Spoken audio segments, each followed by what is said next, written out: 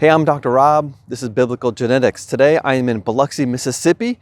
If you're listening on podcast, you can't notice the background, but if you're on video, you're going to say, why are you dressed up and standing in front of a salt marsh? Well, it's Sunday morning, and because I'm in a different time zone of the church where I'm preaching this morning, I got up early. And so I'm all dressed up in my church duds, getting ready to talk about Genesis and the gospel in a talk that I give a lot in different churches around the world.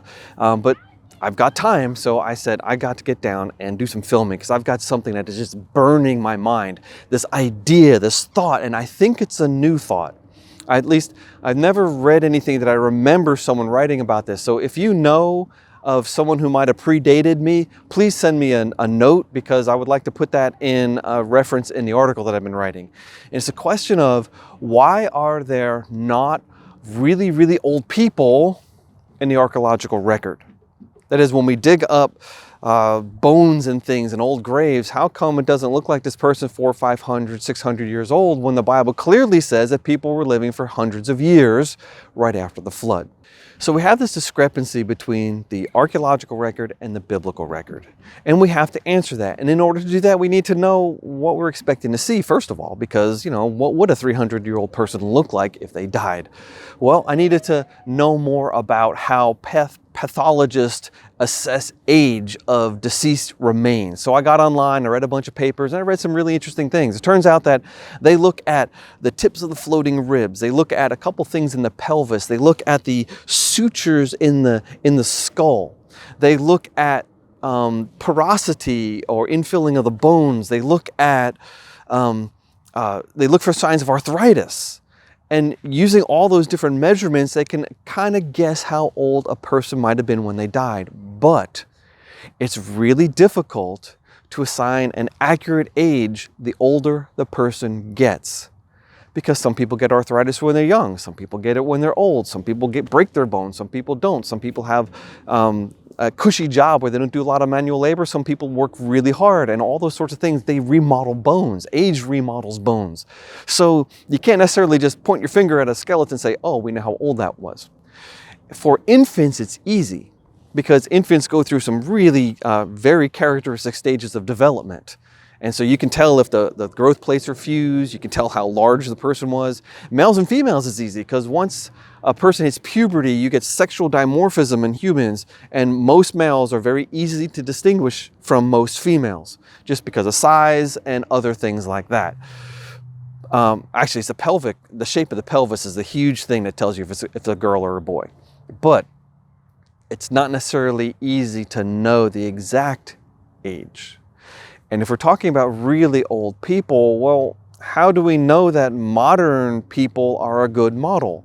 Because if you look at developmental stages of modern humans, yeah, okay, fine. At age 12, they look like this. At age 8, they look like this. At age 3, they look like this. But what if someone who's going to live for hundreds of years didn't develop at the same rate?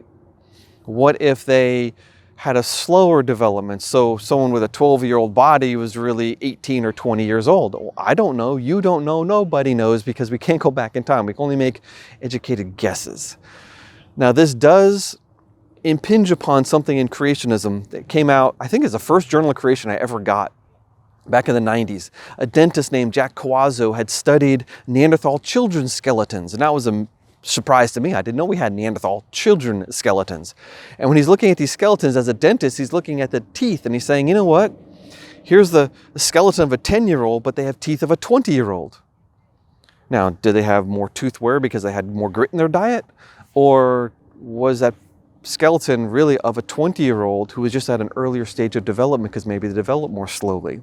Now, I don't know if that's true or not. There's a big argument within our group, people arguing pro and con on that subject. But the point is, when you look at someone dead from a long time ago, you can't necessarily know how old they were when they died. There's something else I want to mention, and that is, in order to get old, you have to survive long enough to be old. Your potential lifespan isn't the same as your realized lifespan. So a lot of the skeletons we have, they might be for people who could have lived for a lot longer than they actually did. And the ancient world was pretty rough. There's a lot of death through violent means in the archaeological record. I was listening to a debate once at a creation conference between two creationists talking about Neanderthals, and one of them saying they're long-lived, one of them saying they're short-lived. And he cited a particular cemetery or burial ground in the Yugoslavia, Croatia sort of area. I don't know exactly where it was. And he said that the average age of death of those skeletons was about 30 years old. Well, it took me a couple years to realize that in that place, most of the skeletons had like traumatic injury things like crushed skulls or cut marks in the ribs where they got stabbed. Yeah, they were dying of warfare and fighting. They weren't dying of old age. So we have to ask the question, what do we expect to see? We can't necessarily answer that. And we have to say, okay, how long could this person have lived? That's a different question than how long they did live. But we can put those two things aside, and there's something really interesting that comes up now. In fact, I wrote an article called Rapid Decline in Biblical Lifespans, where I took the data of Genesis 11, which people have been talking about for a long time, but I also added all the other data that's not in Genesis 11. It's in Genesis, it's in Exodus, Leviticus, Deuteronomy, 1st and 2nd Kings. It's scattered all throughout all these different Old Testament scrolls, or books we call them now. And I found all the places that I could see where a person had a known death age who didn't die violently, just died of old age, and that person had a count of generations back to Noah. I ended up with, I think it was 32 people over 32 or 38 generations, all the way up to King Manasseh, who we have a clear genealogy and a death age for him. And when you plot those points on the graph, they all follow the same mathematical relationship as the points just in Genesis 11. Which tells me that the numbers weren't made up, because no one in the ancient world was graphing exponential decay curves to data. And no one would have thought of making sure that Moses died at the proper time, or Manasseh died at the proper time, or any of the other people outside Genesis 11 would have fit some mathematical extrapolation. The fact that they fit that data so well is a clear evidence that these are real data, and they're not just made up at random. Okay, put that aside too. I'm going to have to do a whole entire episode on the decay in biblical lifespans and those charts. But today I just want to talk about something else. And this is this model that I've been making. So I wrote this computer program. I started it years ago. I've modified it, several different computer languages. I'm on my 6th or 7th iteration now. And I can start with any number of people, and I can assign to them age of puberty, age of menopause, how far apart children are, what the death rate is. In fact, I'm applying a statistical table of modern death rates. So the death rate of not modern, but modern death rates in like third world countries. So the death rate of 1-year-olds and 0-year-olds is really high, and it goes down, and at the age of about 20 and 30, it starts increasing again until the death rate of 80-year-olds is very high. But you can't apply that to people who are going to live for hundreds of years, because if you test for them, maybe it's 10% of them are going to die every year or some age category. Well, if you test them every single year, they're not going to last for 200 years. They're going to be dead. So I had to figure out a way to space out these tests. And what I did was I took their potential lifespan and I said, okay, if the maximum lifespan of people today in my model is 85 years. After 85 years, they just die. Not many people live that long anyway, but those who do, they just poof and they're erased from my data. But if someone is going to live for 800 years, they only get 85 tests. If someone lives for 200 years, they only get 85 tests. And it doesn't mean they're going to live for 200 years, but it means that they're going to get tested every so often, so the equal number of possible tests. This is not the quietest place to film. There's cars driving by and kids running around and boats zipping by on the bay, and there's cars driving over the very noisy drawbridge there, but it's fun anyway. This reminds me so much of where I grew up in New York, but this is Mississippi instead. Now in my model, I can do really interesting things. I can make population pyramids. So if I freeze the model at 1,000 years out, I can see this beautiful pyramid with a whole bunch of really young people and very few very old people. And that's the first clue of where I'm going here. The reason that the archaeological record is dominated by people who died young is that the population was dominated by people who were young. And as death happens, more young people are dying than old people. First clue. But I can also do things like graph the number of generations people are removed from Noah. And if I freeze that at 1,000 years, I see some people are only 15 generations removed from Noah. They're going to live a little bit longer than my 85-year cap, but not much longer. And there's some people that are 33 generations removed. They're going to live only 85 years. Now, I had to have a maximum there or a minimum there, because if I just follow that graph to infinity, it's going to approach zero, and you can't have people living 0 years. So I had to have some way of just stopping it, and I just let it decrease to 85, and I flatlined it there. I can also graph actual lifespan versus potential lifespan. And when I do that, I can see that the initial people who should have lived for 600 something years, they lived on average about 400 years of some model runs. Okay, I'll take that. That's just fine with me. That's still a pretty good approximation for long-lived people. But then after that, the next generation, they should have lived for 300 something years, but a lot of them died young. Some of them lived for long and some of them didn't. I guess starting to get a spread there.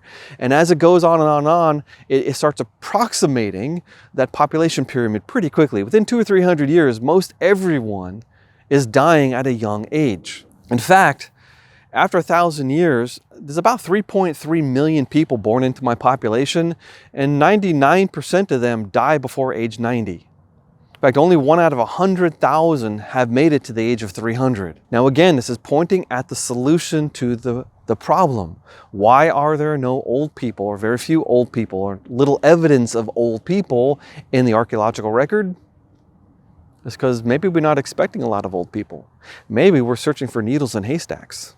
I can also take slices through my population model at time and look at the age spectrum of the people. And sure, 100 years after the flood, we got Shem, Ham, and Japheth, their 3 wives. They're now about 200 years old. I'm guessing on average here, we don't exactly know, but about 200 years old.